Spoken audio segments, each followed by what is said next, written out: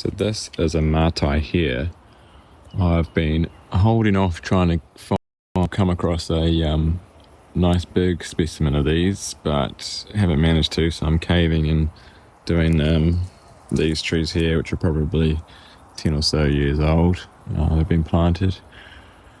Mataī is a podocarp like totara and rimu and miro,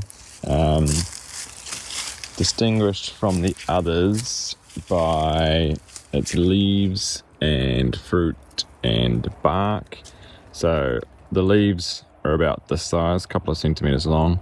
The only podocarp to really confuse it with, based on its leaves, is miro. And miro leaves are a lot more curved, sickle shaped. So some of these leaves are curved, but mostly they're quite straight. And the tips of the leaves, be a little bit hard to see with my camera, but the tips of the leaves kind of have rounded shoulders and then a tiny little spike on the top, whereas miro leaves taper off to a point. So I'll find miro for another video, but yeah, that's the difference there. And then we can't see it with these trees because they're not big enough, but Mataī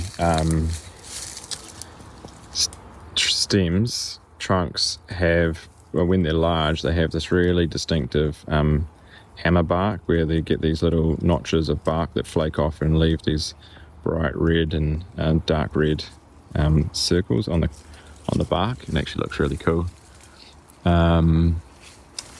Yeah, and they also have berries, which, as I've said a number of times already, not true berries, but they just get called berries that the likes of kiridu like to eat. They're quite large.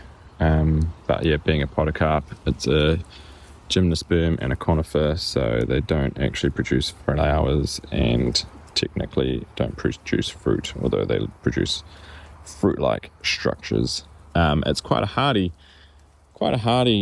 climax tree, so we can plant it fairly early on. Often gets planted out in the with pioneer plantings, and then it lives for several hundred years, so it sticks around for ages and forms part of either forms part of the canopy, or it actually often grows as a emergent tree above the canopy. So that's what a lot of our giant podocarps tend to do. Kikuchi and rimu and miro and Mataī and Cody, which isn't a podocarp but does the same thing. Yeah, so Mataī is quite tolerant of being planted out in the open, can also tolerate a bit of wet and a bit of dry, so it's fairly hardy tree really. And great to get onto your site if it's where it would have naturally been found. We'll leave it there, but yeah, any questions or comments, feel free to pop them in below.